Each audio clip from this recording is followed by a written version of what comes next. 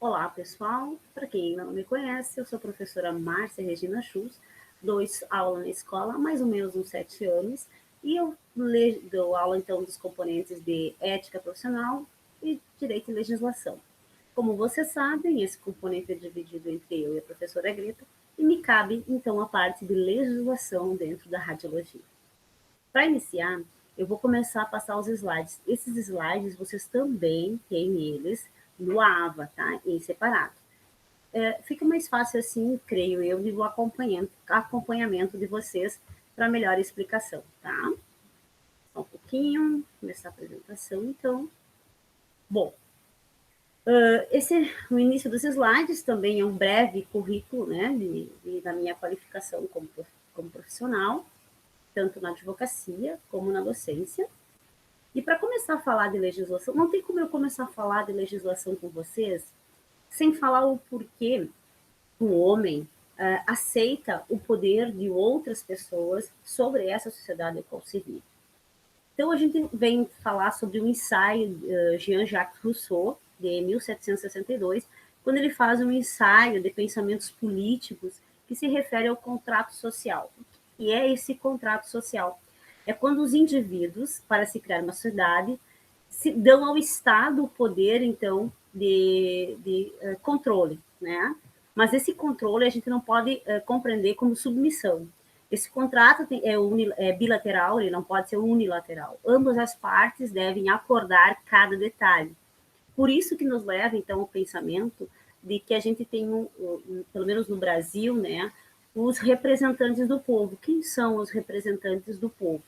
Na esfera municipal são, então, os vereadores, na estadual, os deputados estaduais, e na federal, os deputados federais.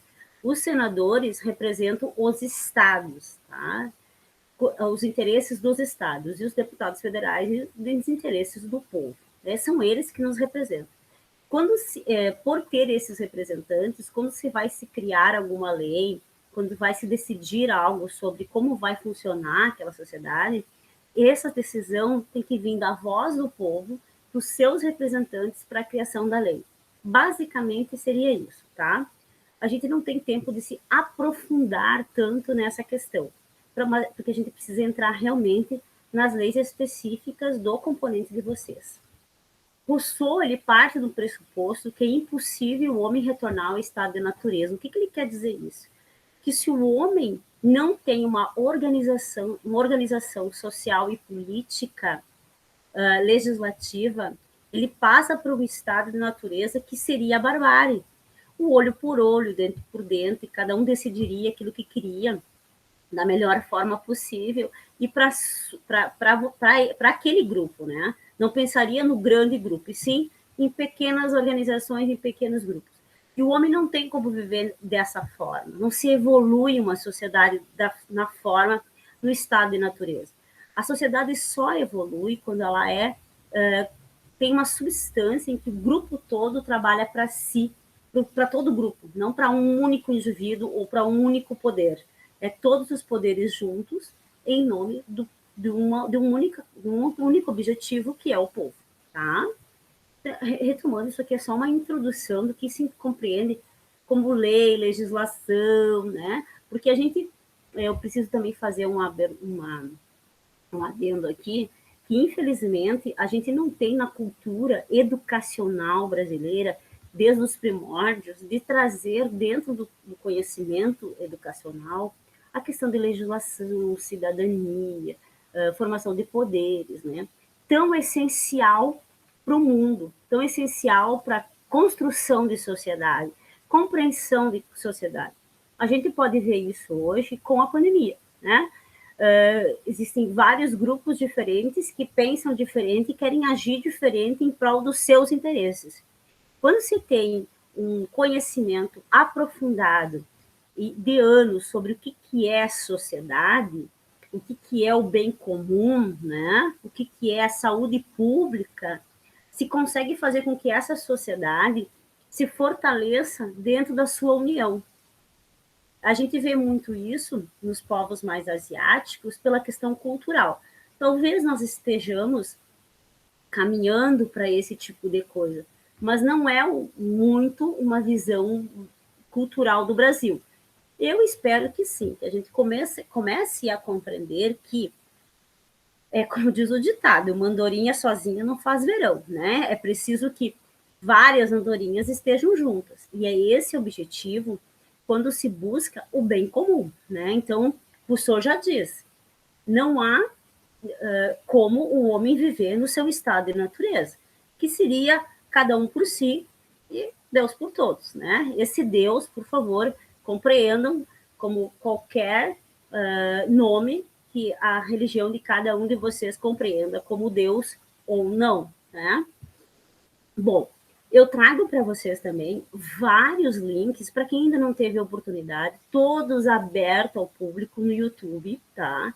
Não tem nenhum aqui que tenha que precisa de comprar acesso ou alguma coisa assim, que venha tratar de inúmeros desastres nucleares. É bom que vocês assistam isso e quem ainda não teve a oportunidade de assistir e compreendam como funciona toda essa questão de proteção legislativa, legal, não só no Brasil, mas no mundo, sobre desastres nucleares, tá? Então, esses links vocês podem acessar, isso não é obrigatório, mas todo conhecimento é válido.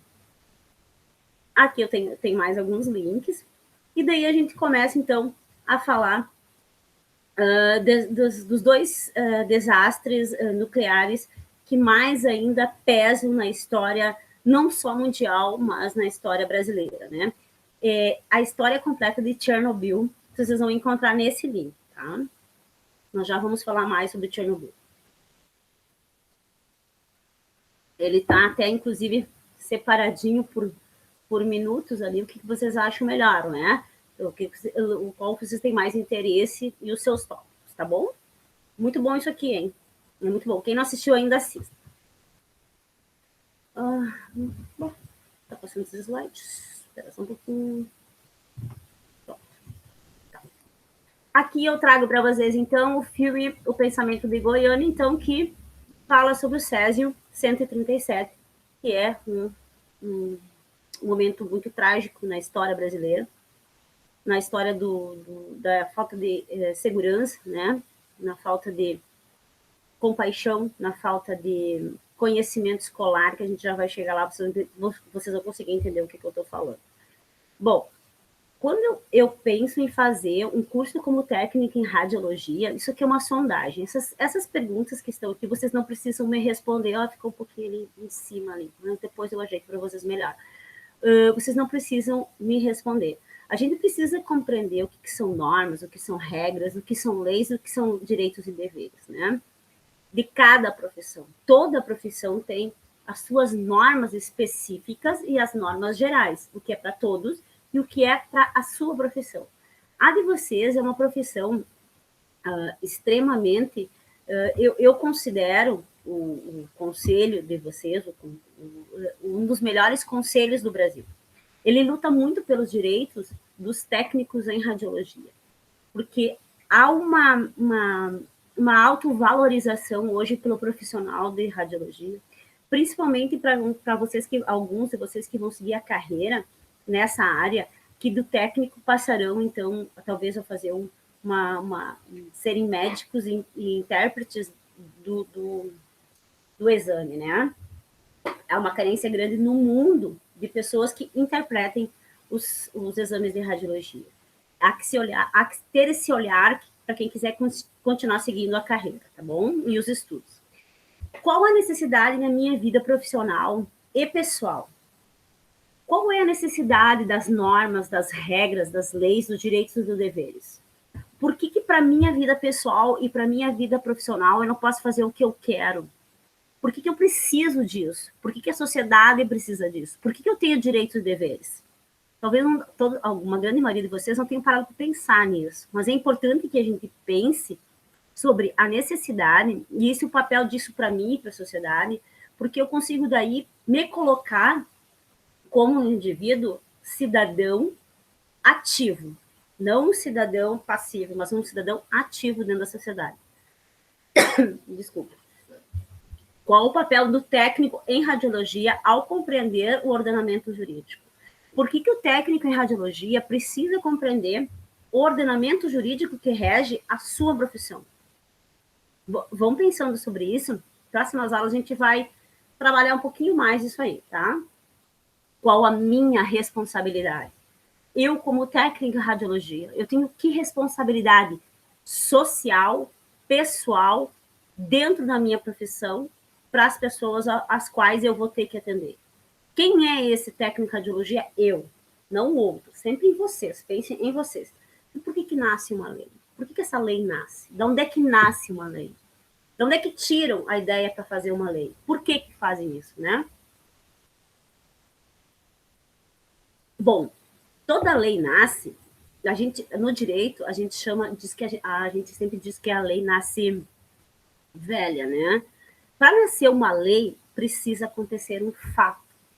Quando acontece um fato, que ainda não há uma legislação que legisle sobre que fale sobre aquilo, que determine os pontos de direitos e deveres na posição de cada um, seja numa profissão, ou seja num relacionamento entre empresas, pessoas e pessoas, e assim por diante, precisa acontecer algo para que essa lei aconteça, para que isso venha à tona, se torne uma lei de modo geral que todos devam obedecer ou seguir, né? Me engasguei com a minha própria saliva. Bom, não há como alguém dizer que desconhece a lei. Não, isso não é um argumento para defesa caso aconteça alguma coisa. É uma obrigação de todo cidadão brasileiro conhecer todas as leis que regem o seu país e que são ativas. É possível isso? Não, não é possível. Saber todas de ponta cabeça é impossível. A gente no direito tem esse livro aqui que alguns de vocês já devem ter visto em algum lugar, ouvido falar e etc. Né? A gente chama de vademecum. Tá? O vademecum, que significa vem comigo, ele tem as principais leis, códigos, né, que a gente possa, então, estudar. Eu sei tudo isso? Eu li... Não, eu sei decorar isso aqui? Não, não tem como eu saber decorar isso aqui. Mas eu sei achar aqui o que eu preciso para determinado caso. E vocês é a mesma coisa. Vocês vão ter que decorar todas as leis que estão aí na apostila de vocês? Não. Vocês não vão ter que decorar todas as leis que estão aí na apostila de vocês. O que vocês vão ter que fazer? Vocês vão ter que saber que essas leis existem. E claro que se vier acontecer alguma coisa, que eu tenho quase certeza que não vai acontecer, mas se vier acontecer alguma coisa na questão do trabalho de vocês, alguma questão assim, vocês vão precisar de uma defesa de advogado. É ele que vai se preocupar em buscar uma lei aqui. Mas eu, como técnica em radiologia, por que eu tenho que aprender essas leis? Porque dentro do meu trabalho eu tenho que saber o que é certo e o que é errado. O que a lei determina no meu técnico e o que a lei não determina. Só para mostrar para vocês, esse é o livrinho modo de dizer, né? Porque ele é pequenininho, né? Do Jean-Jacques Rousseau, né? O Contrato Social, tá? Esse aqui é um livro de bolso. A gente pode carregar na bolsa, onde a gente quiser. É bem legal, viu? Para quem se interessa pela área do direito também. Aí a gente tem, né, existe Kelsen, ele estudou a hierarquia das leis. O que é a hierarquia das leis? Existe uma pirâmide, eu vou botar para vocês também, essa pirâmide no AVA de vocês, uma pirâmide de hierarquia. Quando essa pirâmide ela é desenhada em que algumas leis têm que obedecer às outras. Então, nós temos a pirâmide, nós temos a Constituição Federal, de uma forma bem básica, tá, gente? Constituição, códigos, algumas leis e algumas normas. Eu fiz uma coisa bem básica aqui, tá? Então, sempre se respeitará a Constituição Federal primeiro, a Constituição Federal de 1988, tá? É essa que a gente respeita, todos os códigos, as leis, as normas, elas vão sempre ter que respeitar o que a Constituição diz. Se a Constituição diz que pode, aí sim, pode. Se ela diz que não pode, a gente chama isso de lei inconstitucional, que vocês devem de ouvir bastante isso na internet, tá? Deixa eu achar onde é que está a minha Constituição. Como eu estou em casa, tá mais fácil. Antes eu tinha que levar tudo isso para a escola, né? Eu levava muito livro para a escola. Tá? Eu consigo leis, prof. Consigo essas coisinhas? Consegue. Vocês conseguem isso aqui gratuito pelo Senado, tá? Vocês vão lá no site do Senado Federal e vocês procurem lá os senadores, né, do nosso estado. Lá vai ter onde estão os senadores do nosso estado. E vocês vão pegar o e-mailzinho do senador que agrada mais vocês, né? Que vocês considerem ter mais uma certa afinidade. Nesse e-mail, vocês mandam um e-mail para eles e solicitem o que eles têm de Constituição, códigos, etc., que eles mandam gratuitamente para casa de vocês, sem custo algum, e respondem super rápido, tá? Para que eu quero isso, prof? Quem quer fazer concurso? Quem quer fazer concurso tem que estudar legislação. Se não estudar legislação pesa em concurso público, tá? Concurso de prefeituras, em concursos que vocês quiserem fazer para radiologia. Bom, a lei, ela é fria. A lei é fria quando a gente diz que ela vem de certo e errado. O direito é isso. Ou tá certo ou tá errado. Não existe, talvez, vamos ver. Se a lei disse que pode, é porque pode. Se a lei diz que é o que deve, é porque deve fazer. Quando a lei determina, a gente diz que a lei é muito fria. Já o conceito de certo e errado para ideologia é uma definição. Para mim pode ser certo, para o outro pode ser errado. Na ideologia é isso, né? Cada um tem a sua opinião e vai trazer o certo ou errado daquilo que ele define, até do que ele traz culturalmente. E daí nós temos que falar sobre responsabilidade civil e criminal dentro de qualquer tipo de não só da sociedade em si, mas qualquer tipo de profissão, existe uma responsabilidade civil e criminal dentro daquilo que eu trabalho como profissional. Todo mundo tem que respeitar aquelas regras sociais que tem e também as suas responsabilidades dentro da profissão. Quando eu burlo um documento, quando eu erro uma comunicação, quando eu faço um exame mal feito, o médico determinou um nível, né? E eu vou lá e aumento o nível. Ou eu vou lá e percebo que a máquina está desregulada e não comunico às pessoas responsáveis, mas mesmo assim eu faço o exame, vindo a prejudicar aquela pessoa, que talvez esse prejuízo ela não vá ter, talvez não, geralmente ela não vai ter imediatamente, mas vai trazer um prejuízo futuro à saúde dela, eu estou incorrendo em um tipo de responsabilidade, eu estou errando em algum momento ali.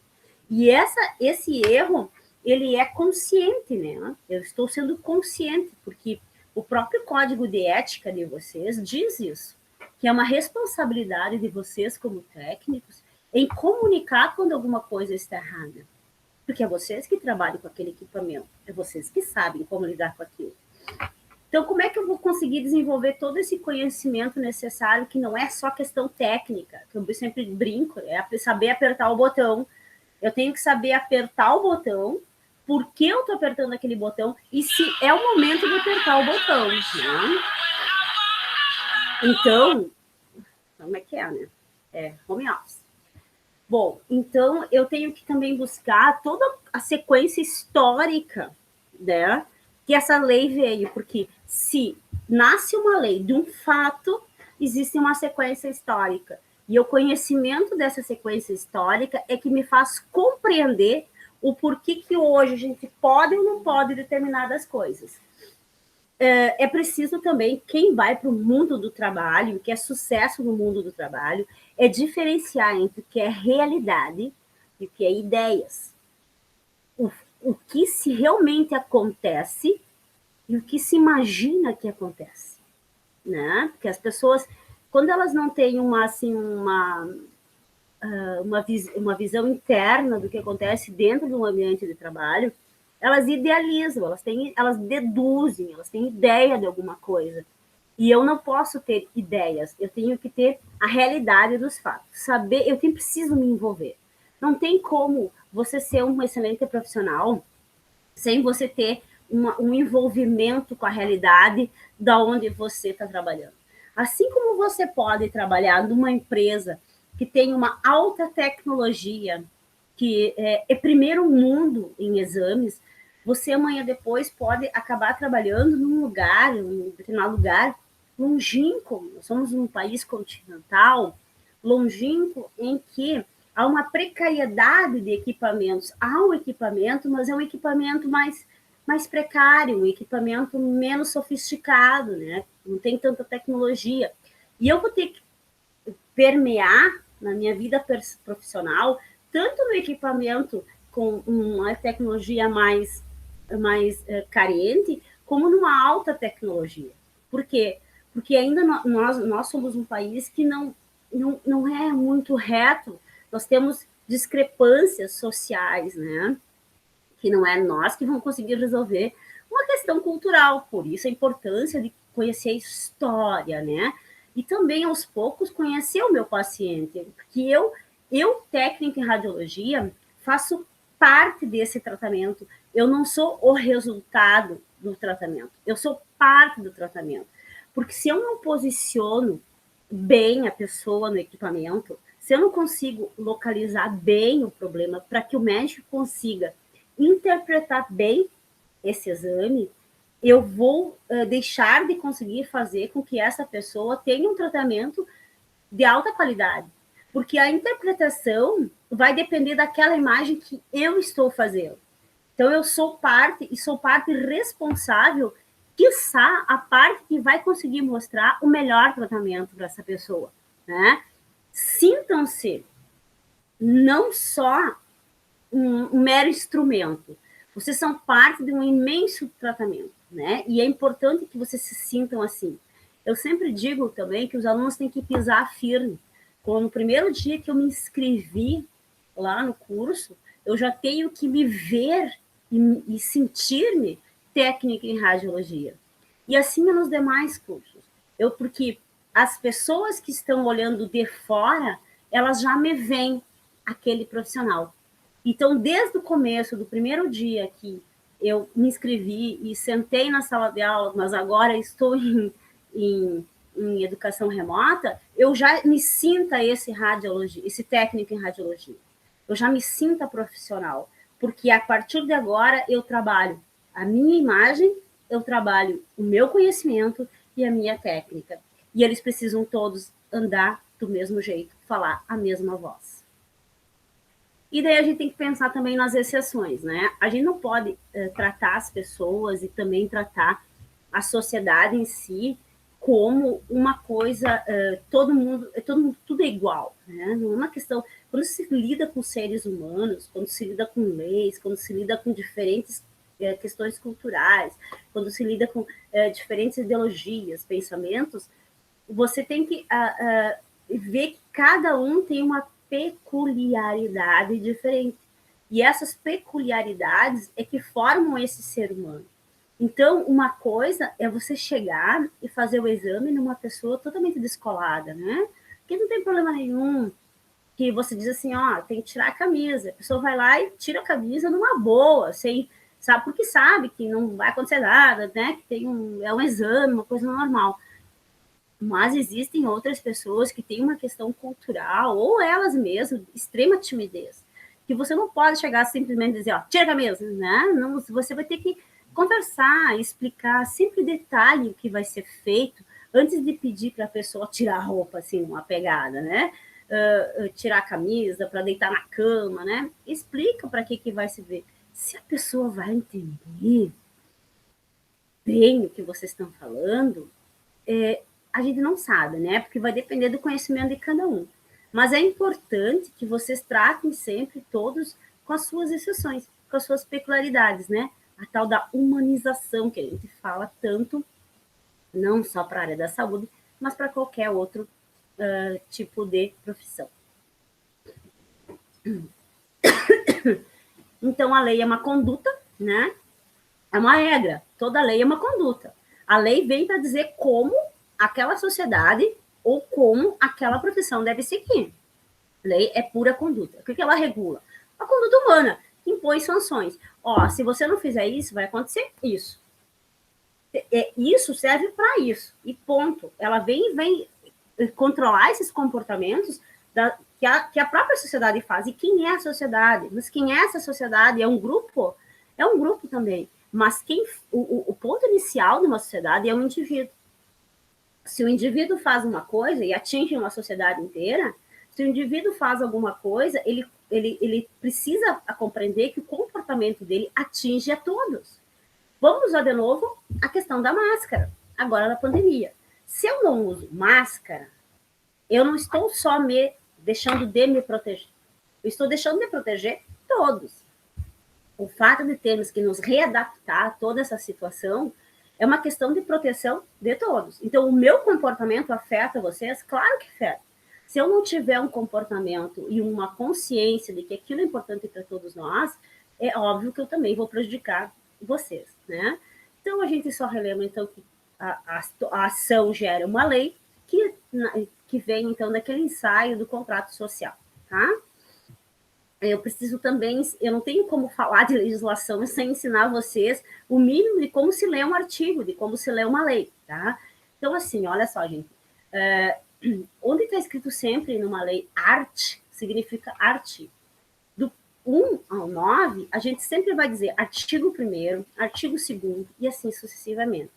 Após o 9, o 9º, né, a gente vai dizer artigo 10. Então, eu vou dizer ao artigo 9º, blá, blá, blá, blá, blá, o artigo 10, 11 e assim por diante, tá? Quando vocês encontrarem as letrinhas dentro de uma lei, dentro de um artigo, a gente chama essas letrinhas de alíneas, tá? Quando a gente encontra os números romanos, a gente chama de inciso. E quando a gente sempre diz a cobrinha, aquela, né? As cobrinhas, uma em cima da outra ali, a gente chama isso de parágrafo, tá? Então é o parágrafo 1º, o parágrafo 2º e assim por diante, tá? E também quando a gente vê o P.U, é o parágrafo 1. É assim que você lê um artigo, né? Então acho que eu botei um exemplo aqui de uma coisa. Isso, ó. O exemplo que eu estou usando é o artigo 1º da Constituição Federal.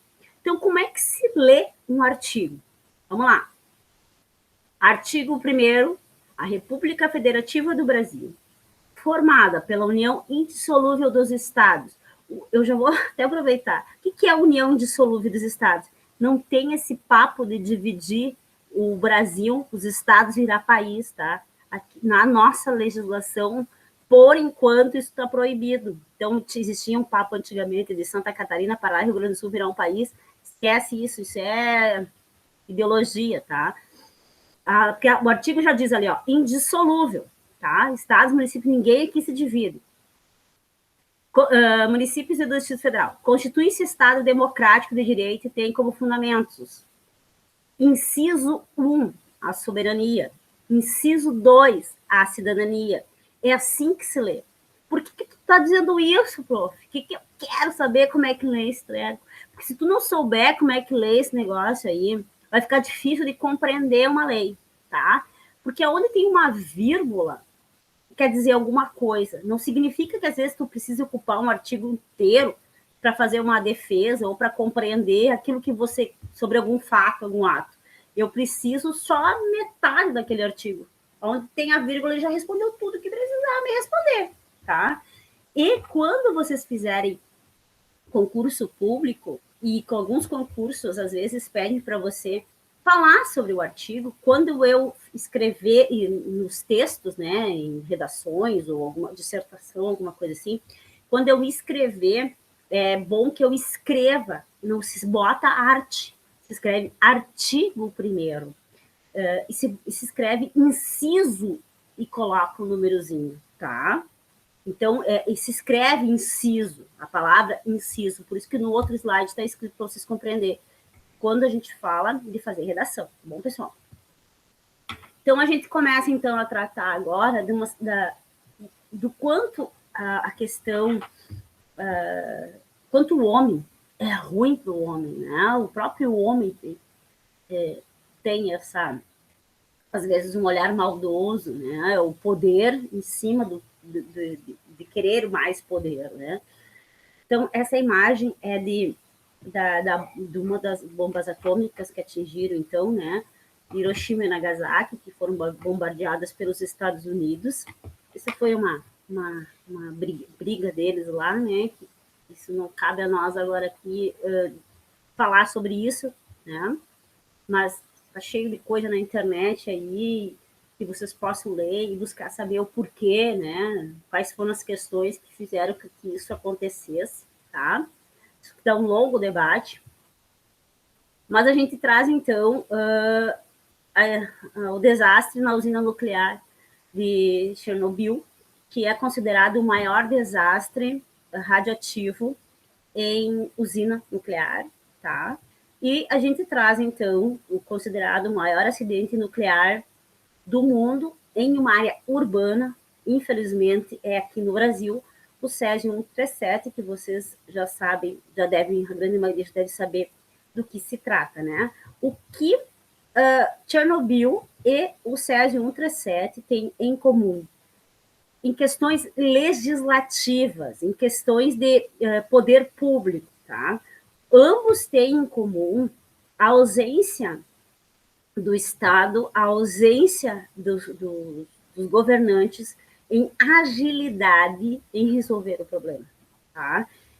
A demora em comunicação da população, a demora de perceber o nível, talvez sim, talvez não percebesse o grau de responsabilidade e da tremenda tragédia que isso se cometeu. No Brasil, então, nós temos 2 usinas nucleares em atividade, que uma está ainda a Angra 3 está em construção, tá? As 3 usinas conhecidas como Angra 1, responsável por 3% da energia consumida no Brasil, e a Angra 3, ela está ainda em construção, ainda estão tentando terminar ela, tá? A Angra 1 iniciou a operação comercial em 1985. Não, agora passou. E daí eu trago para vocês um conceito do que é acidente nuclear, para Roberto Schaefer, professor de planejamento energético na Universidade Federal do Rio de Janeiro. E é um acidente nuclear, né? No conceito do Roberto Schaefer, um acidente nuclear é basicamente o vazamento do material radioativo. Ok? Legal. Tá, interessante. Um acidente nuclear é basicamente o vazamento do material radioativo. Mas daí, quando a gente vai falar em legislação, quando a gente vai falar em responsabilidades, a gente pergunta: quem faz um acidente nuclear? Como que faz um vazamento do material radioativo? Bota lá o negócio e ele vaza. Quem está por trás? É o erro humano, né? Hoje poderíamos dizer que é o erro humano junto talvez com o erro tecnológico, programação, né? Que vive na era da tecnologia, inteligência artificial. Quem é o responsável pelo acidente nuclear? É o ser humano. Quando o ser humano não compreende suas leis, quando o ser humano não compreende suas responsabilidades, é ele que é responsável num acidente nuclear. É ele que é responsável por inúmeras vidas e por inúmeras pessoas que ainda viverão décadas, viverão gerações ainda sobre aquele acidente nuclear. A responsabilidade humana. Por isso que precisa de leis, por isso que precisa se conhecer as leis. E aqui eu trago para vocês algumas fotos, essas são todas de Chernobyl, né? São crianças que nasceram, menos a bem debaixo ali, que é a menina, que eu já fiz um outro slide separado dela, que essa é a primeira menina, a primeira vítima do Césio 137. São as deformações que a radioatividade pode fazer, né? Não só em crianças que vão nascer, mas também em crianças que estão em desenvolvimento. E também em pessoas já adultas, né? Numa situação dessas, a morte seria quase que um prêmio, porque ficar desse jeito ou ser vítima dessa situação, de um drama desses, é sofrido não só para essa vítima, né, mas também para toda uma geração familiar. É triste de ver esses fatos. Eu, pessoalmente, não me agrada muito ver essas fotos, porque você consegue ver daí o quanto, reitero, o ser humano consegue ser tão cruel com ele mesmo. Bom, essa primeira foto de cima, então, é da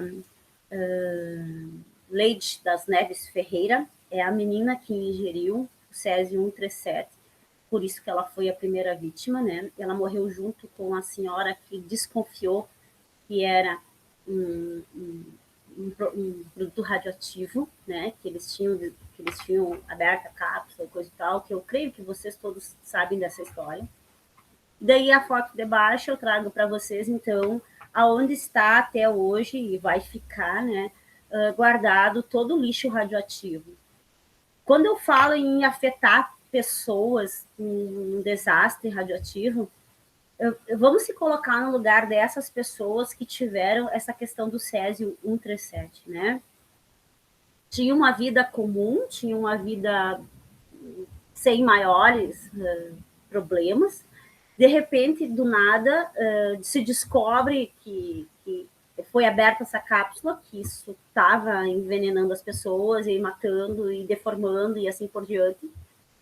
E vem um grupo de pessoas parecendo os astronautas e começam a carregar tudo que você tem, a xícara que você bebe, a caneta, o computador, o celular, o óculos, né? Começam a carregar todos os teus objetos, a roupa que tu tá vestindo, e tiram até a roupa que você tem, os anéis, os brincos, tudo, e começam a ensacar e botar em latas de ferro e lacrar e levam embora a tua história, não só você está doente com aquele problema, mas você também perde toda a tua história, toda a tua identidade, toda a tua vida. É tudo sacado de ti por uma questão, porque uma questão de proteção social, mas também eu não acho, tenho certeza que eu preciso reiterar. Quando você educa a sociedade com educação e de conhecimento escolar, se aqueles rapazes que estavam vivendo de coletar ferro, etc., se eles tivessem uma educação escolar forte, uma educação escolar bem básica, mas com certezas, com conhecimento específico, nunca tivessem sido abandonados por questões econômicas e sociais, eles teriam um conhecimento do que era aquele equipamento e do que tinha talvez dentro daquele equipamento. Ou pelo menos que aquele equipamento que foi encontrado dentro daquela clínica, ele não poderia ser aberto. Aí a gente perpassa por um outro valor importante no mundo, que é a educação. Quando se dá educação para as pessoas, se dá conhecimento, se dá poder. O poder de que eles jamais teriam aberto aquele equipamento. Porque eles deduziriam, pelo conhecimento escolar forte que teriam, que aquele equipamento era um equipamento que poderia trazer algum problema, que eles saberiam que teriam que avisar, né, o poder público de que aquele equipamento estava solto ali. Apesar que, naquele link de baixo ali, tem uma reportagem do Fantástico que fala de uma reviravolta do equipamento, mas não tem nada comprovado, tá? Mas é uma reportagem que eu botei ali, acho que toda a informação é válida, né? Lembrando que tudo a gente precisa sempre comprovar, tá? Então, quando eu trago isso para vocês, que é importante, né, que as pessoas tenham conhecimento, elas não teriam porque essa vontade de, talvez continuariam catadores, né, vocês estão sobrevivendo. Não se pode culpar essas pessoas pelo fato de querer sobreviver, né, num mundo não, num Brasil tão desigual, que é histórico essa desigualdade, né? Então, a importância da educação para uma sociedade é base. A educação é basilar. E essa educação, não interessa se ela é pública ou privada, tanto a pública como a privada, ela deve ser de excelência. Ela deve trazer empoderamento e conhecimento para as pessoas. e não apenas fazer com que as pessoas tenham só uma visão, um lado só. É preciso ampliar. Agora eu já discursei sobre educação, tá? Vamos seguir. Vamos seguir o negócio. Então, essas são 6 mil toneladas de lixo radioativo. Isso vai ficar lá ainda, vai ficar muito tempo guardado. Eu fui fazer umas informações, atualizar minhas informações. Não exala a radiação, né? Está muito bem fechado isso aí, muito bem lacrado. Mas, se abrir, eles calculam que vai levar mais de 200 anos para poder abrir essas, talvez, abrir essas latas com esses bens, né? Esses bens das pessoas que está tudo ali. Tá? No local onde aconteceu, onde foi retirada a cápsula, ele ainda está... ninguém compra aquele lugar. Aquele lugar ele está vazio, assim, é um terreno vazio, né? Ninguém se atreve a viver lá. É uma questão só de cultura, né? De conhecimento, porque não tem radiação, né? Não tem nenhum tipo de radiação, só que ninguém quer viver lá, ninguém quer construir nada lá. As pessoas lá também se privam, né? Tem muitos sobreviventes, se privam de falar sobre o assunto. Para eles, esse assunto é um assunto morto, não é um tabu. Eles não falam sobre isso, tá?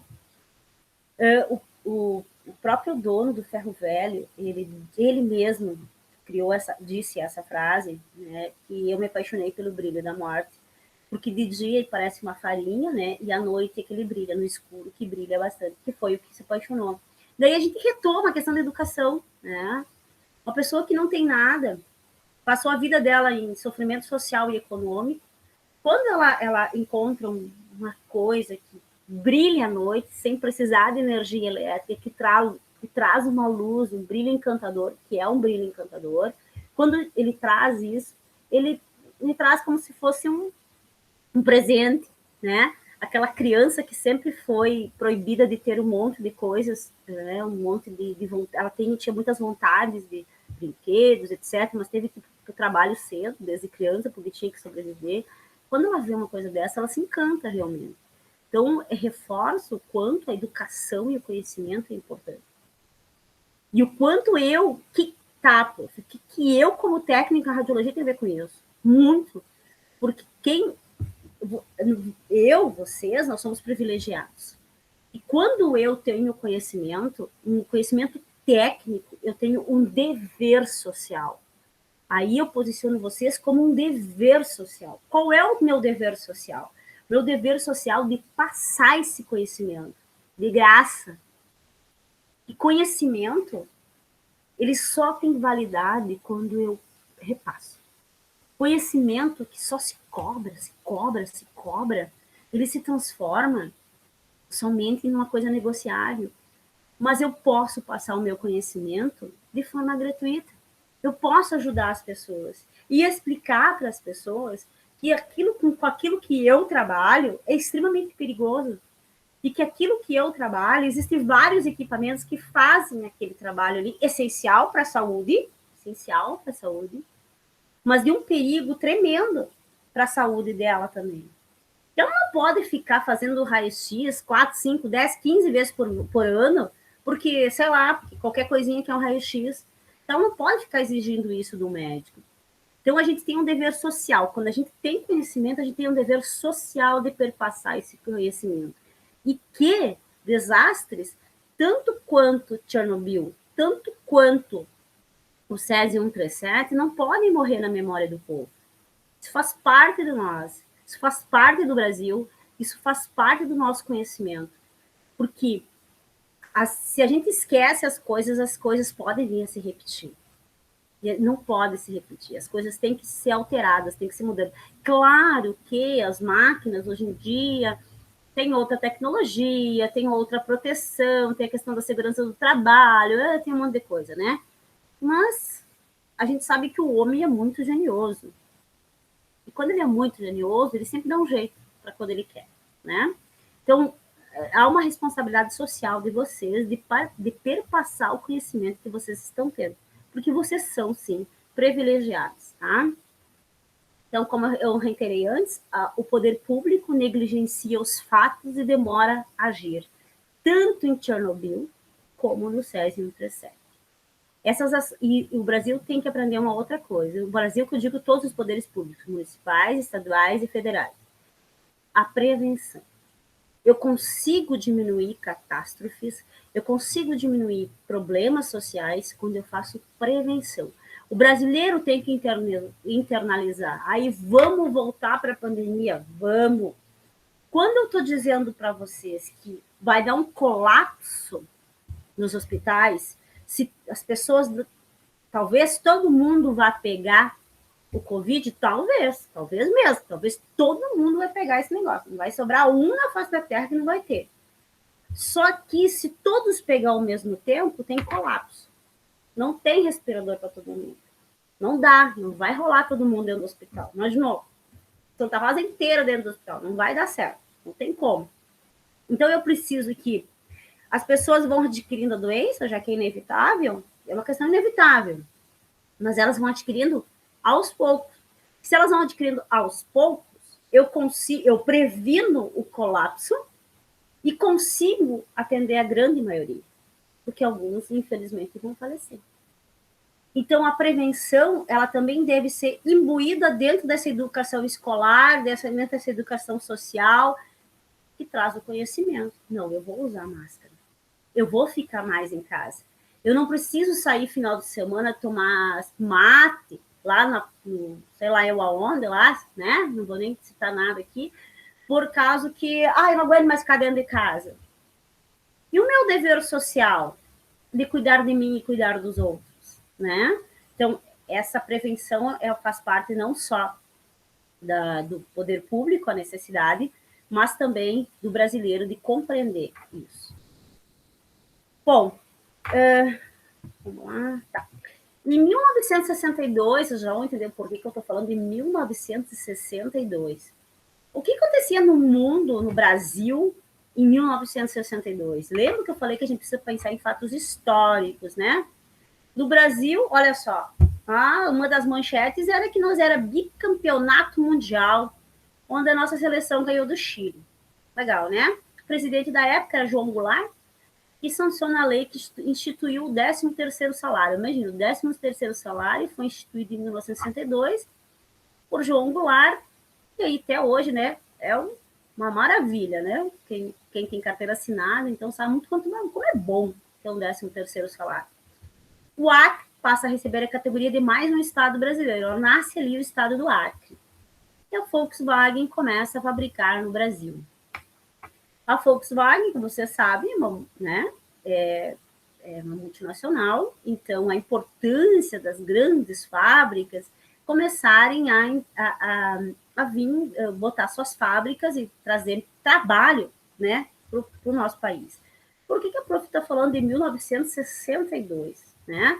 Eu trago aqui para vocês também um mapa das potências nucleares. Quais são os países que mais lidam, né, com questões nucleares, né? Estados Unidos, Reino Unido, Rússia, China, Paquistão, França, Israel, Índia e Coreia. Né? Então a gente volta e meia não podemos, porque nós nem temos tempo de entrar nas questões políticas e sociais desse mapa aí. Então é só para motivo de conhecimento, né? Volta e meia a gente vê então eles discutindo um pouco, batendo um pouco pé e boca aí por causa do medo, né? Não só esses países, mas qualquer país tem medo dessas. Dizem alguns que a Terceira Guerra Mundial ela vai ser nuclear ou vai ser algum tipo de envenenamento, né, invisível, né? Não se matará mais com bala, né? Se matará de outras formas. Mas isso são tudo suposições, nada que possamos talvez nos preocupar agora no momento. Mas eu retomo lá em 1962, o que acontece? O Brasil começa, então, a se autofirmar, vamos dizer assim, né? A população continua crescendo e precisa, então, que essas multinacionais comecem a trazer emprego, né, para dentro do país. E por quê? Porque a Lei 4.118 ela é de 1962. E eu preciso conhecer os fatos históricos do meu país para entender a criação dessa lei. O que fala a Lei 4.118 de 27 de agosto de 1962? Toda lei, gente, inicia dizendo sobre o que ela fala, né? Então, ela vai... A introdução, geralmente, é da mesma forma. Dispõe sobre a Política Nacional de Energia Nuclear. Cria a Comissão Nacional de Energia Nuclear. Já em 1962, começava a se falar em ter energia nuclear, né? Já se pensava em ter esse tipo de coisa no país e se criava, então, essa Comissão Nacional de Energia. Visitem o site da comissão, é bem interessante o site. E eu trago para vocês a missão da comissão, né? E a missão deles é garantir o uso seguro e pacífico da energia nuclear. Não é uns dominando os outros, mas sim que essa energia nuclear venha desenvolver, disponibilizar tecnologia nuclear e algumas suas correlatas, visando o bem-estar da população. E essa energia que será gerada, que será criada, que será produzida, venha para ajudar na sustentação e no crescimento da população brasileira. Não venha para suprimir ou para tentar... Olha o vizinho cortando árvore aí, né? Então vocês vão ouvir de fundo isso aí, tá? Um som de fundo aí, cortando árvore. Que não vem, então, para fazer com que a população sinta medo, né? Alguns países acabam abandonando porque é uma tecnologia extremamente cara, né? E o cuidado é excessivo quanto a essas usinas nucleares, né? É um cuidado, eu diria, extremo, né? Porque se você for, quem ainda não aprofundou o conhecimento sobre Chernobyl, aprofunde, porque é muito triste saber que o governo construiu toda aquela potência, vamos dizer assim, né? Toda aquela estrutura e por uma falha não cuidou dos seus cidadãos, vamos dizer assim, e foi alimentando aquilo como era um probleminha que nós íamos resolver ali e acabou se transformando na grande tragédia que se transformou. Então, a Comissão Nacional, ela é uma autarquia federal, tá, gente? Não é nem o Estado, nem o município que manda nisso aí. Quem manda nisso aí é o governo federal, tá? Vinculado ao Ministério da Ciência, Tecnologia, Inovações e Comunicações. Vejam a importância da ciência para um país. A valorização da pesquisa, a valorização da ciência. Porque se você quer um resultado de ciência, um resultado de pesquisa, são anos dedicados ao mesmo assunto. Coleta de dados, não existe coisa mais difícil para uma pesquisa do que a coleta de dados. E a coleta de dados, ela é importante. Então, o Conselho Nacional de Energia Nuclear investe também em pesquisa e desenvolvimento. Então, é ele que vai fazer algumas coletas, não só de dinheiro com o governo federal, mas também, de repente, com algumas empresas privadas na busca de fazer pesquisas referentes à energia nuclear, tá? Ou parcerias, né? Alguma coisa nesse sentido. Então, o seu artigo 1º, acho que eu passei, tá? Não, o seu artigo 1º constitui monopólio da União. O que é monopólio da União? Monopólio significa quem manda aqui sou eu. Quem manda na energia nuclear é o governo federal, ninguém mais. Nem Estado, nem município tem direito a isso. É o governo federal. Então, o que é que constitui o monopólio da União? A pesquisa e lavra de jazida de minérios nucleares localizados no território nacional. Se eu encontrar, olha só, se eu encontrar lá no fundo da grota, lá nas terras de não sei quem, lá dos parentes, que eu vou acabar erudando esse negócio ainda, uma jazida de minério nuclear, isso não é meu. Isso é do governo federal. Tem obrigação de comunicação, né? Daí vem os pesquisadores, para organizar aquilo lá, inclusive lacrar, fechar, né, localizar aquilo ali, porque isso é do governo federal, isso é de todos, não é meu proprietária, né, do terreno, assim, terreno não, né, das terras. O comércio de minérios nucleares e seus concentrados, os elementos nucleares, seus compostos, os materiais fósseis e férteis, os radioisótopos artificiais e substanciais e substâncias ativas, as três séries naturais dos subprodutos nucleares. Resumindo, tudo aquilo que advém ou que é de minérios nucleares é do governo federal. Ninguém mais toca naquele negócio. Aquilo ali é federal. E, inciso 3, a produção de materiais nucleares e suas industrializações. É só o governo federal que vai produzir materiais nucleares e industrializar. Viu como não é difícil? Não é tão difícil, é uma questão de interpretação. Lei é pura interpretação. Tá, meu Deus, está escrito ali, ó, radioisótopo. Eu não sei o que é isso. Gente, quando a gente não sabe o que é uma palavra, porque a gente não é. Tirem da cabeça essa questão de achar que tu é obrigada a tudo. Eu tenho que ter todo o conhecimento. Não, isso não existe. A gente não é máquina, e não, nem as máquinas conseguem, porque para a máquina saber tudo, alguém tem que produzir um programa para ela tentar saber tudo, né? Se você não conhece uma palavra, procura no dicionário.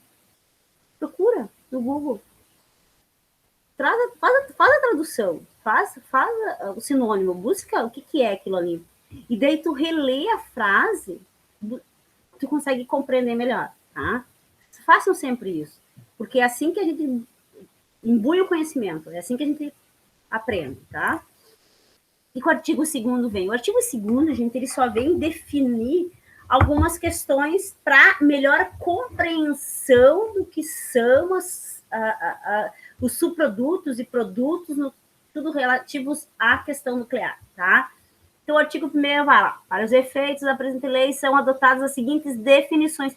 São conceitos, breves conceitos do que é um elemento nuclear, do que é o mineral nuclear, do que é um minério nuclear, do que é um material nuclear, do que é um material fértil, do que é material fértil estabelecido pela Comissão Nacional de Energia Nuclear. Tá ali, deu uma sequência, tá, gente? Isso aqui, esse que tá pretinho ali não tinha que estar assim, tá? Depois eu arrumo para vocês. Material físico especial, subproduto nuclear, tudo aquilo, ó, onde é que tá? Aqui. Tudo aquilo que está no inciso 2 dizendo, ele vem aqui no artigo 2, no artigo 2 ele explica. Então, ali no inciso 2, no artigo 2 é bom, no inciso 2 diz assim, o comércio dos minérios nucleares seus concentrados, elementos nucleares. Olha ali, artigo 2º, elemento nuclear, viu? Está ali explicado. Tá, eu não entendi nada do que está escrito aqui nesse inciso 2. Mas o artigo 2 explica, ele conceitua. Eu tenho que saber isso? Não, mas tem que saber que a Lei 4.118 de 62 explica. E se um dia eu que é elemento nuclear, eu não sei decor, porque eu não preciso decorar isso agora, porque, por enquanto, para o meu conhecimento, eu não preciso. A não ser que eu vou me tornar um físico, a não ser que eu vou fazer uma faculdade, né, e agregar necessariamente, eu só tenho que saber que a Lei 4.118/62 me diz o que é elemento nuclear. Só isso. Mais nada. Então, o artigo 2º, então, ele vai... O que o inciso 2, lá do artigo 1º, especificou, o artigo 2 conceitua cada item do inciso 2 do artigo 1º. Não ficou confuso, não, vocês entenderam, tá? Então, ele vai trazer tudo. E o parágrafo único, então, o que ele diz? A Comissão Nacional de Energia Nuclear classificará quando ela achar necessário, quer dizer o quê? Se surgir um novo produto que ainda não foi classificada, que ainda não foi conceituada, a comissão é que vai fazer isso. É essa comissão que vai dar o nome, que vai dizer o que é, se é subproduto, se não é subproduto, o que é, tá? Mas mais ninguém se atreva, é a comissão. Da Comissão Nacional de Energia Nuclear. Agora ela vai tratar dela. O capítulo 2 daquela lei trata sobre ela. Criada a Comissão Nacional de Energia Nuclear, como autarquia federal com autonomia administrativa e financeira. O que quer dizer isso? Ela é federal. A comissão. Ela é federal, tá? O governo federal dá um dinheirinho para ela. Ela faz com esse dinheirinho, o que ela quiser. Ela tem autonomia administrativa, então é ela que contrata, é ela que faz o concurso dela, é ela que administra esse dinheiro, ela que sabe onde vai colocar esse dinheiro ou não. O pessoal dela, ela que cuida. Essa autonomia é da comissão. Essa autonomia ninguém mais se mete. Não é o governo federal que vai dizer, ó, contrata a Márcia lá.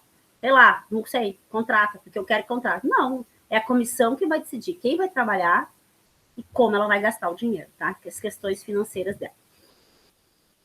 O artigo 6º, a comissão poderá contratar os serviços de pessoas físicas ou jurídicas, que são pessoas físicas, somos nós, né? Cada um de nós é uma pessoa física. Pessoas jurídicas são empresas. São empresas públicas ou privadas, que você sabe que existem empresas públicas e empresas mistas, que são públicas e privadas, para execução das medidas previstas no inciso 2 e 4 do artigo desta lei. Ué, tá faltando. Gente, ó, tem que achar o 2 e 4, tá? Ah, eles foram revogados, tá? Foram revogados, tá? Então, quando revoga, tá? Significa que não está em funcionamento. Vamos usar a palavra funcionamento, mas não seria bem essa palavra. Exceto para operação de reatores de potência, mantendo em todos os casos a fiscalização e controle de execução. Artigo 7º. Fica o Poder Executivo autorizado a garantir diretamente ou por intermédio do Banco Nacional de Desenvolvimento Econômico os créditos externos obtidos na conformidade. Deixa eu só conferir uma coisa aqui, ó. Só um pouquinho. Será que falta? Eu preciso conferir, porque eu estou sem a apostila de vocês, tá? Então, deixa eu botar aqui no computador a lei. Eu fui buscar na escola uma apostila para mim fazer as comparações, mas não tinha mais, as apostilas todas tinham sido vendidas, então eu fiquei sem a apostila. Até tinha apostila, mas só do 2, e esse companheiro de vocês é do módulo lei 1148, né? 118. 1118 de 1962. Vamos ver o artigo 4º ali que ele fala. Vamos voltar lá. Meu Deus do céu, como está faltando o artigo 4º no meu slide. Se eu não me engano, ela está revogada, né? Como eu não consigo ter interação com vocês...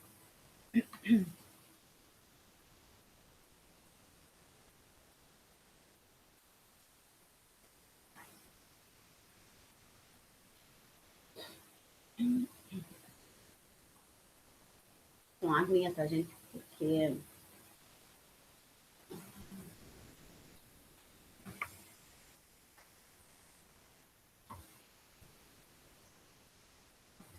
de energia.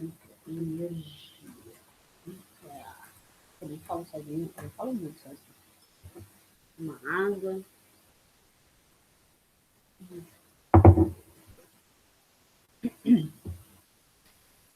Eu falo demais, então daí a minha voz fica... Às vezes eu fico sem voz. Só um pouquinho, tá, gente? 4º foi revogado, tá? Tá. Então, assim, ó, tudo que se refere no artigo 4º ali, ó, foi tudo revogado pela Lei 6.189 de 74, tá? Então, assim, então aquele artigo ali, porque assim, ó, foi revogado, mas não significa que foi eliminado, tá? Então, ali, o artigo 6º, assim, a comissão poderá contratar o serviço de pessoas físicas ou jurídicas, públicas ou privadas, para a execução das medidas, para a execução das medidas. Ponto. Porque aquela parte ali diz assim, ó, previstas nos incisos 2 e 4 do artigo 4º, o artigo 4º não existe, ele foi revogado, ele não existe mais, ele não está em funcionamento. Então, assim, vamos reorganizar esse artigo. Gente, a lei está escrita bem como vocês estão vendo aí, tá? Só que quando você revoga um artigo, você não elimina ele do artigo anterior, tá? Vamos retomar. A lei é de 1962. E a revogação é de 1974. Então, lá em 62 foi escrito assim: a comissão poderá contratar, tá? Então, em 74, a gente revogou essa parte. Não tem como eu apaga ali e escreve de novo. Não, fica do mesmo jeito. Isso a gente chama de atualização jurídica. Então, a gente vai ler o artigo como: a comissão poderá contratar o serviço de pessoas físicas ou jurídicas, públicas ou privadas, para a execução das medidas. Que medidas? Quaisquer medidas. Qualquer coisa que ela tiver de problema, ou que ela quiser buscar pesquisa e inovação, ela vai poder contratar pessoas físicas ou jurídicas. Exceto para operação de reatores de potência. Olha, ninguém, mas ninguém mesmo opera reatores de potência a não ser a comissão. A não ser eles. Nenhuma empresa pública ou nenhuma empresa privada ou pessoa física ou pessoa jurídica poderá mexer nos reatores. Por que isso? Em nome de Jesus, por que isso? Por que isso tem que estar na lei? Vou explicar por quê. Porque algumas empresas, elas têm capitais internacionais, multinacionais. Já imaginou uma empresa? Vamos agora fazer aqui o mundo da conspiração. Uma empresa multinacional, sei lá, qualquer país lá, mundo dos ETs, né? O país dos ETs. Ele é contratado para fazer algum serviço aqui e não tem essa partezinha ali, exceto reatores de potência. Contratado para fazer alguma coisa, né? O país dos ETs lá. E daqui a pouco eles, sei lá, não gostam de nós, querem matar o povo brasileiro. E deles tem aquele negócio, aperta do botão, porque a gente vê nos filmes, aperta no botão vermelho, buf, né? Vai tudo. Então, é por isso que a lei vem e a lei tem que especificar o que pode e o que não pode. E ela diz que ela pode contratar para qualquer tipo de serviço quem ela quiser, menos para mexer nos reatores de potência. Acho isso excelente, né? E nos reatores de potência, mantendo todos os casos a fiscalização e controle de execução.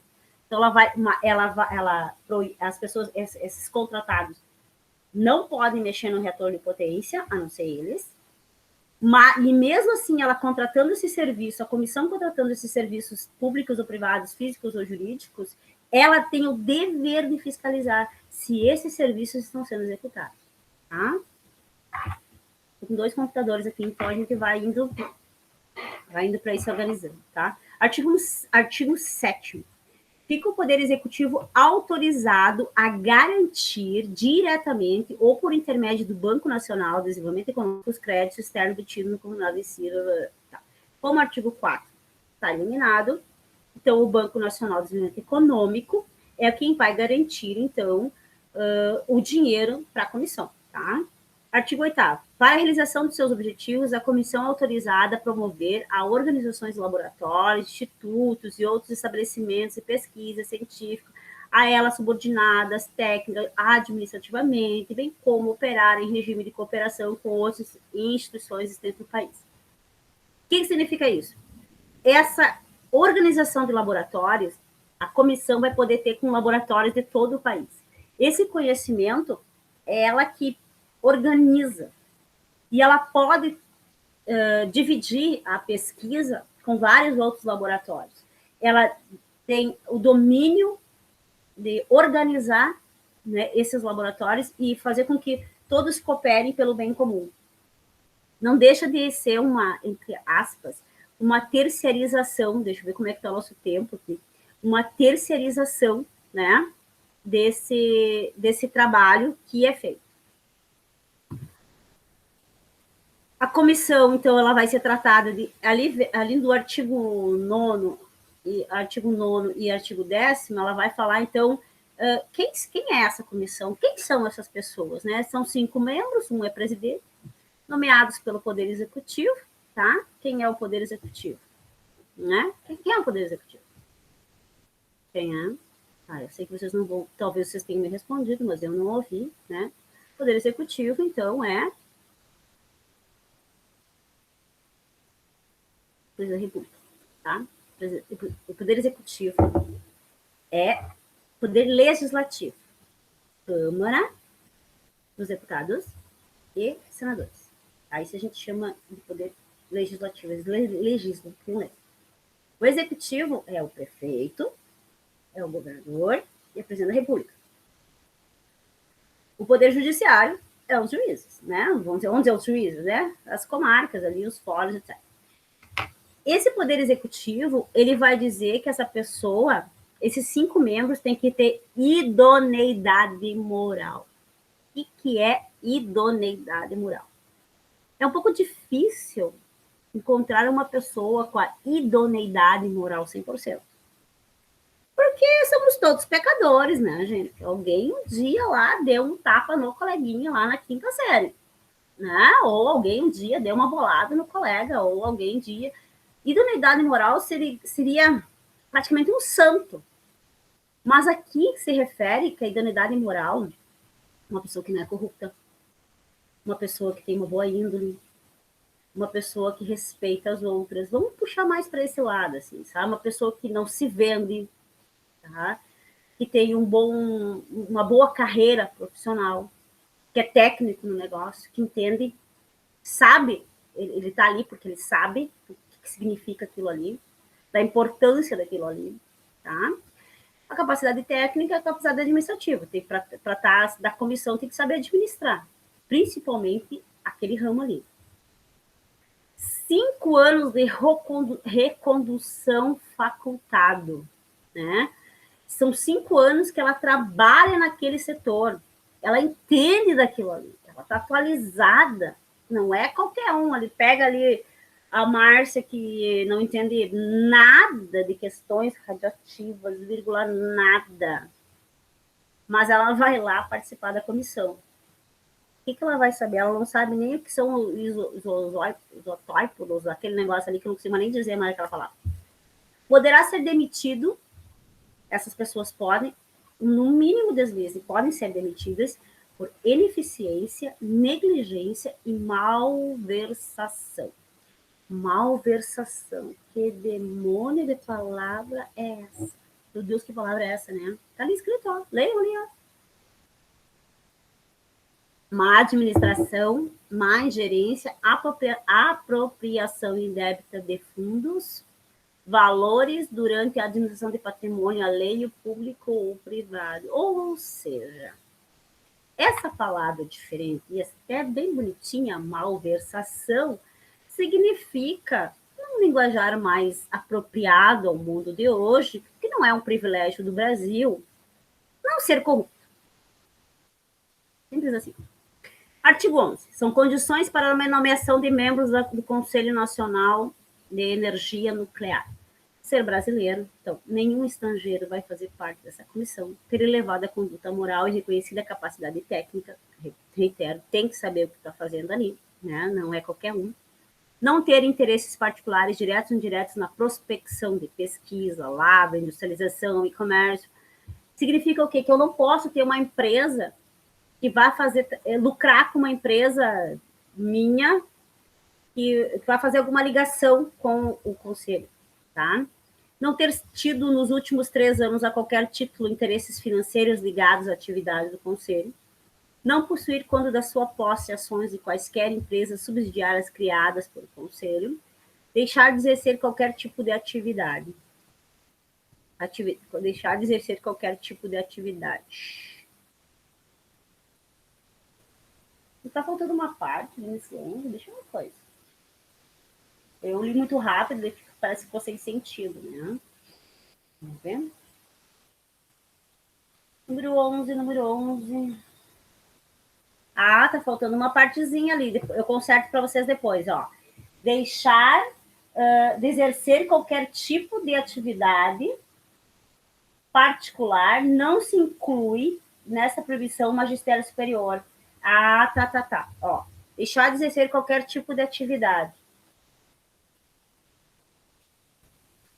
Não pode ter outra atividade a não ser fazer parte do conselho, tá?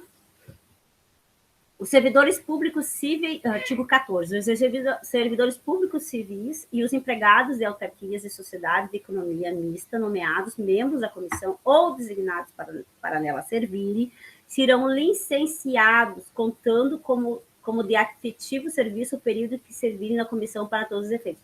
Isso aqui foi vetado, o artigo 14 está vetado, deixa eu ver uma coisa aqui.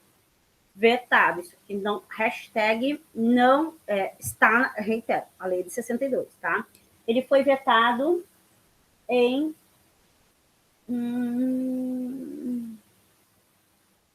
foi vetado em janeiro de também de 74, tá? Foi vetado também. Então significa o quê? Que esse artigo não tem validade jurídica, tá? O parágrafo único, vamos ver se foi vetado. Parágrafo único.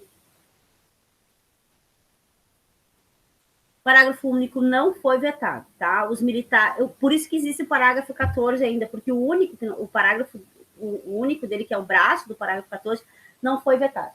Os militares designados para servir no conselho serão considerados em função de natureza ou interesse militar para os fins dispostos no artigo 24, letra E 29.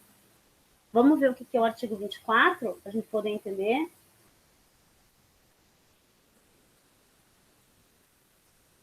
Ah, mas é da lei 1316.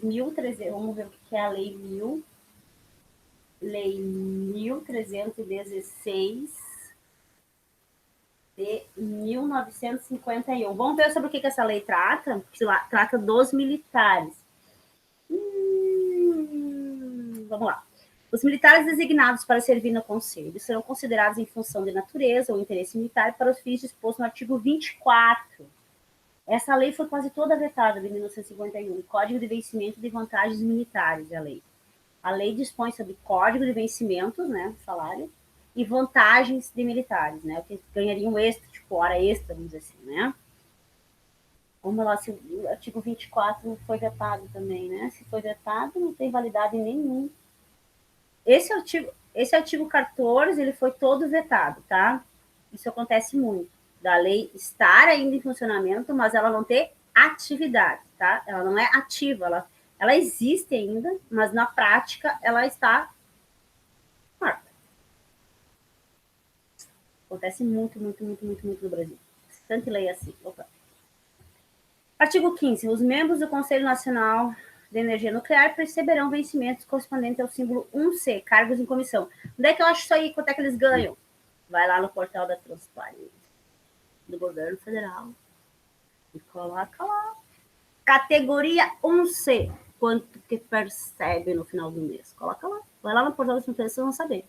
Eu, sinceramente, não tenho a mínima ideia, mas não deve ganhar pouco, não. Até porque merecem, né? Porque tem que ter muito estudo para trabalhar esse treco aí. Para a elaboração de seus... Artigo 16. Para a elaboração de seus estudos e planos, o Conselho Nacional de Educação de Energia Nuclear poderá requisitar, na forma da legislação em vigor, ou contratar pessoal científico e técnico especializado, nacional ou estrangeiro, bem como constituir comissões consultivas para assuntos especializados.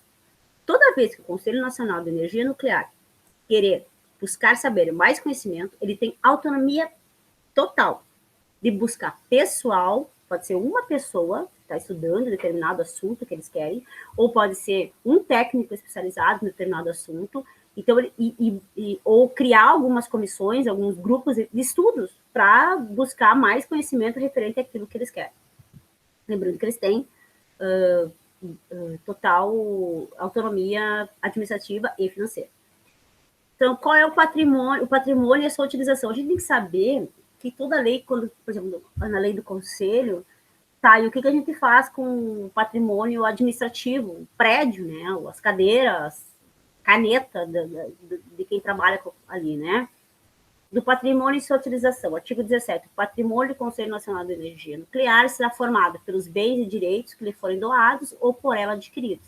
Se ela comprar, é dela. Se alguém doar, tipo, às vezes a Receita Federal apreende, né, algumas coisas, tipo computadores, escritório é difícil, né, aprender um escritório inteiro, né, mas geralmente equipamentos eletrônicos, né, como computadores, a Receita Federal apreende lá um contrabando de computadores. Ela doa para o Conselho Nacional de Energia Nuclear, isso acontece bastante, né? Então, ela compra esses patrimônios ou ela recebe doação. Pelo saldo de rendas próprias ou de recursos orçamentários, quando transferidos para a conta patrimonial. Então, quando o governo dá o dinheiro, né, e ela adquire alguma coisa que ela quiser.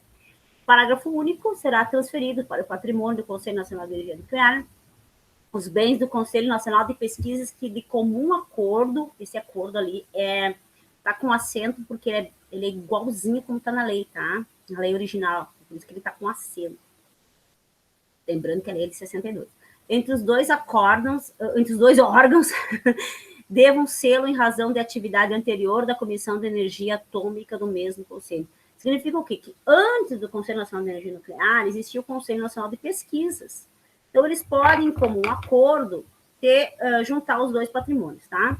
O Conselho Nacional de Energia Nuclear poderá adquirir os bens necessários à realização de seus fins, mas só poderá vendê-lo mediante autorização do Poder Executivo.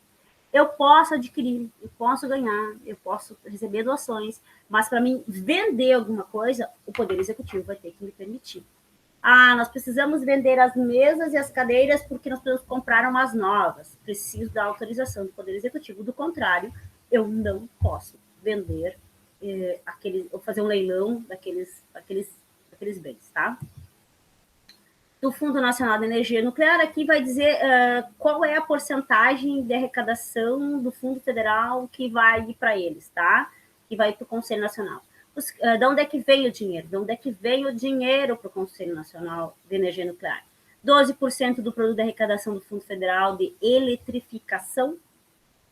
Os créditos especialmente concedidos para tal fim, né, quando tem determinado valor lá ou porcentagem do governo, do dinheiro federal para eles, o saldo de dotações orçamentárias, o saldo de créditos especiais abertos por lei, quaisquer rendas e receitas eventuais, e parágrafo 1º, a parcela do Fundo Federal de Eletrificação de que trata a letra A, vamos subir lá em cima, 12%, deste artigo será entregue pelo Banco Nacional de Desenvolvimento Econômico ao Conselho Nacional de Energia Nuclear em cotas trimestrais.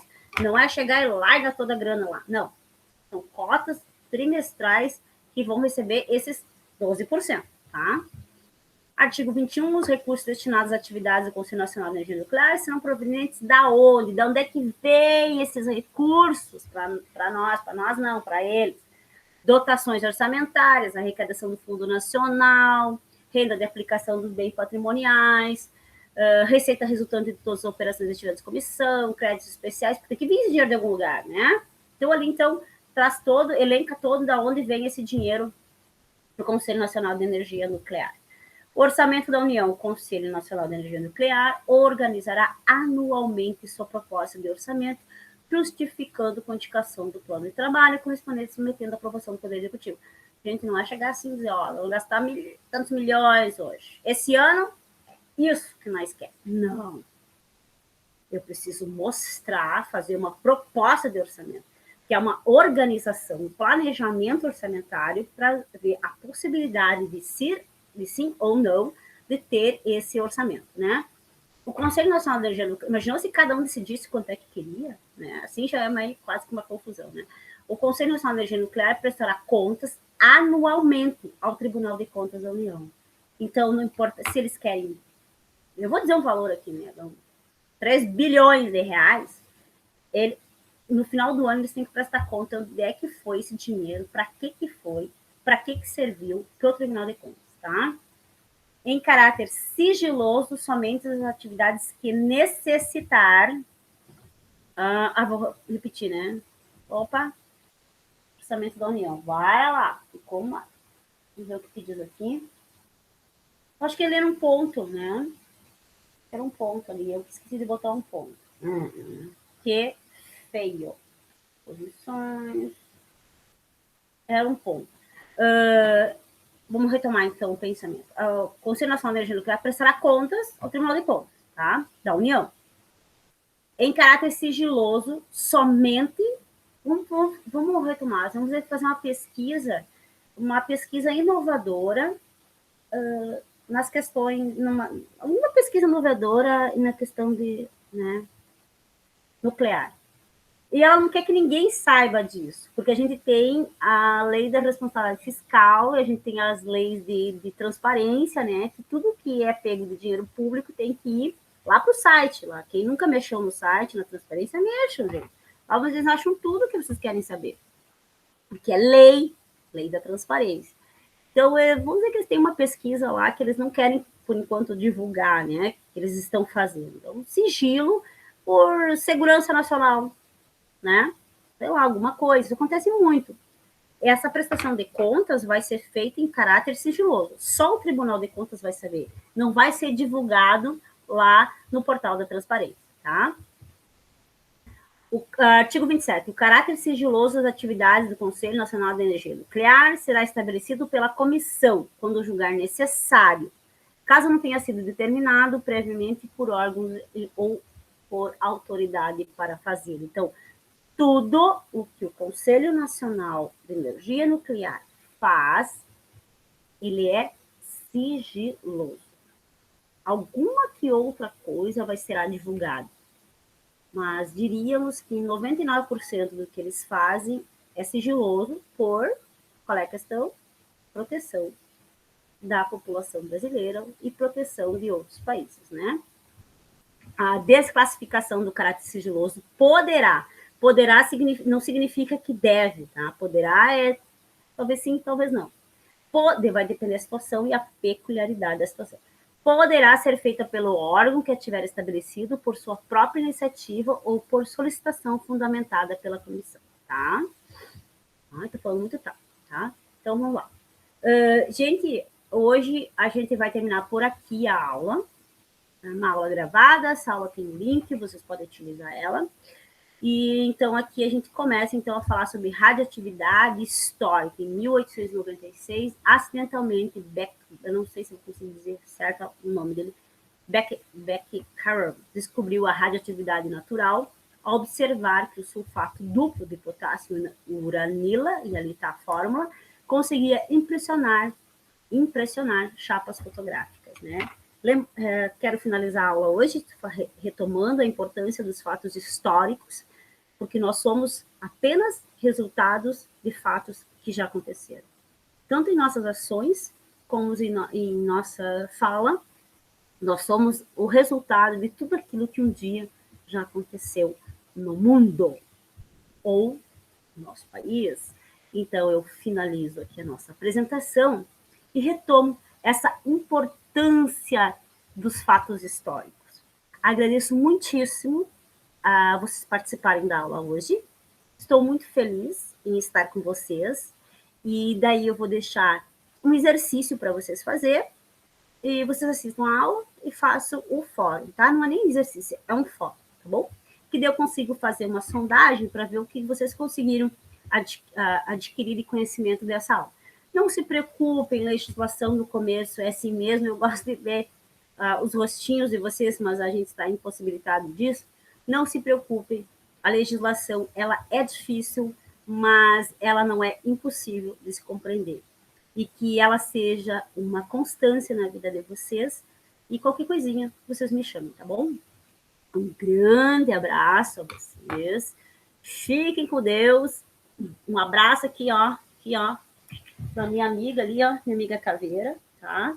que uma turma de radiologia, o pessoal do sábado, apelidou não, batizou ela. O nome dela se chama Césio 137. Grande abraço a vocês, fiquem com Deus e qualquer coisa vocês me chamem. Ou no WhatsApp, ou aqui nas mensagenzinhas ali que a gente tem no ar, tá bom? Abraço a todos. Beijos!